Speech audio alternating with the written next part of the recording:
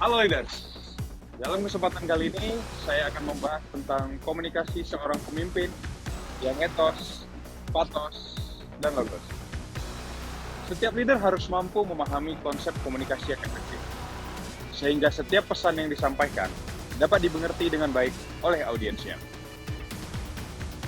Menurut teori seorang filsuf asal Yunani, yaitu Aristoteles, komunikasi adalah pendekatan klasik dari retorika, di mana retorika adalah seni berbicara atau berkomunikasi. Seorang yang ingin mempengaruhi orang lain dengan tujuan agar orang atau orang-orang itu mau atau bersedia untuk tahu, setuju, dan akhirnya melakukan apa yang diinginkannya, harus memiliki dan menggunakan 3 konsep komunikasi, yaitu etos, logos, dan patos yang tepat dan bernilai tinggi. Etos. Konsep ini terkait ethical appeal. Etos adalah kredibilitas yang dimiliki oleh seorang pemimpin. Kredibilitas dalam konteks ini adalah keahlian atau kompetensi yang dimiliki atau pengalaman yang telah diakui oleh orang lain. Dengan demikian, maka apapun yang dikemukakan yang terkait bidang keahliannya, orang yang mendengarkannya tidak akan meragukan atau mempertanyakannya lagi. Patos. Konsep ini terkait psychological appeal.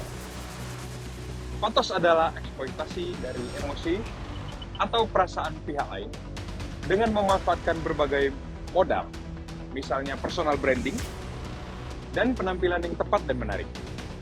Kepiawaian berbicara di muka publik, gerakan tubuh dan mimik, sehingga dapat mempengaruhi emosional sekitarnya. Logos. Pendekatan ini terkait logika intelektual. Logos adalah menggunakan logika, yaitu argumentasi atau alasan yang berbobot dan bisa diterima oleh pihak lain. Argumentasi tersebut harus didukung oleh data yang kuat, misalnya perhitungan atau kalkulasi, untung rugi, probabilitas keberhasilan, mitigasi risiko, dan statistik atau pasal-pasal undang-undang yang berlaku. Dapat kita simpulkan bahwa seorang leader harus memiliki kredibilitas, emosi, dan logika yang baik dalam membangun komunikasi dengan sekitarnya. Untuk menunjukkan contoh dari etos, patos, dan logos, saya akan mengangkat sosok yang menurut pandangan saya telah menerapkan konsep tersebut dalam komunikasi kepemimpinan. Beliau adalah Presiden Republik Indonesia ke-7, Insinyur Haji Joko Widodo. Banyak pencapaian yang telah beliau ukir di berbagai bidang selama masa kepemimpinannya. Namun, pada kesempatan kali ini, saya ingin membahas keberhasilan beliau dalam membangun sektor infrastruktur Indonesia yang sangat masif dan telah kita rasakan manfaatnya hingga sampai saat ini. Beliau tidak hanya memiliki visi yang kuat, yaitu ingin membawa bangsa ini menjadi negara yang maju. Namun, beliau telah berhasil mengkomunikasikan visi misi tersebut kepada seluruh jajaran, instansi, dan lembaga yang ada di bawah. Sehingga visi besar tersebut mampu terrealisasikan. Walaupun kita ketahui, ini tidaklah mudah, karena proses birokrasi Indonesia sangatlah rumit. Namun, kredibilitas beliau, ketenangan emosi beliau, dan kecerdasan intelektual beliau mampu menembus jalan buntu dengan berbagai inovasi. Beberapa implementasi dari etos dan logos akan saya tunjukkan dalam video kali ini. Yang pertama, etos. Beliau adalah seorang presiden, di mana kredibilitasnya sudah sangat baik dengan berbagai pengalaman beliau di dunia pemerintahan sejak menjadi wali kota Solo hingga gubernur Jakarta. Keberhasilan beliau merelokasi pedagang barang bekas dengan damai saat beliau menjabat wali kota Solo, pembuatan rumah susun, penataan pasar, pembangunan MRT bawah tanah saat beliau menjabat gubernur DKI Jakarta, dan saat ini sudah membangun banyak jalan tol, jembatan, dan bendungan. Hal tersebut menunjukkan bahwa beliau memiliki kredibilitas yang baik. Yang kedua adalah patos. Konsep pembangunan yang beliau usung adalah pembangunan yang dimulai dari desa. Beliau memahami betul bahwa desa kita perlu diperhatikan. Infrastruktur yang beliau bangun tidak hanya terpusat di perkotaan saja, namun dimulai dari desa, seperti membangun jembatan, jalan nasional, irigasi, dan program pembangunan desa lainnya. Hal ini menumbuhkan rasa empati di masyarakat, karena berdampak pada ekonomi desa yang telah bertumbuh dengan sangat baik. Empati tersebut membuat seluruh elemen masyarakat bergerak untuk ikut merealisasikan program-program pembangunan yang beliau canangkan selanjutnya. Di samping itu, beliau adalah tipikal pemimpin yang suka turun ke lapangan, menyaksikan pembangunan secara langsung, di mana pembangunan tersebut berdampak langsung dan bersentuhan langsung dengan masyarakat, dan itu menumbuhkan optimisme di jajarannya. Yang ketiga adalah logos.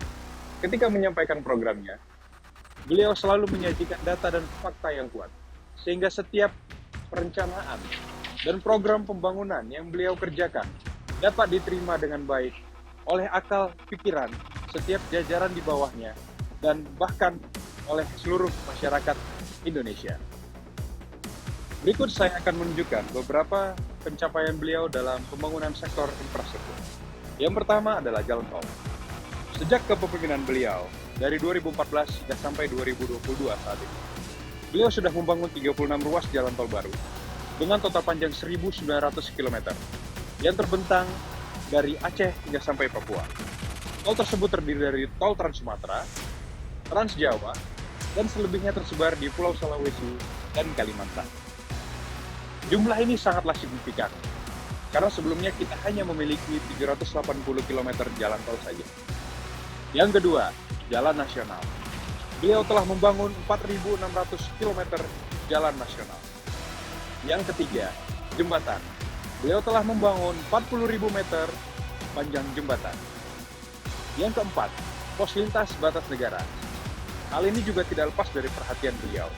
Bagaimana beliau telah membangun 7 pos lintas batas negara, yaitu batas negara kita dengan Malaysia di Kalimantan dan dengan Timor Leste. Yang kelima, bandara. Beliau telah membangun 15 bandara baru selama kepemimpinannya. Dan yang keenam adalah bendungan dan irigasi. Beliau telah membangun 65 bendungan yang sangat besar dari Sabang sampai Merauke. 23 bendungan sudah diresmikan dan selebihnya sedang dalam tahap konstruksi. Salah satunya adalah bendungan yang berada di belakang saya ini. Bendungan ini adalah Bendungan Bernet. Bendungan ini akan diproyeksikan menjadi bendungan tertinggi di Indonesia dengan ketinggian tumbuh bendung 169 meter yang mampu menampung 90 juta meter kubik air dengan manfaat antara lain mengairi area irigasi seluas 15.000 hektar, suplai air baku sebesar 1.500 liter per detik, PLTA dengan kapasitas 6 MW, dan menjadi ikon pariwisata baru. Pembangunan bendungan dan irigasi sangatlah luar biasa. Hal ini menunjukkan bahwa beliau sangat concern akan ketahanan pangan Indonesia.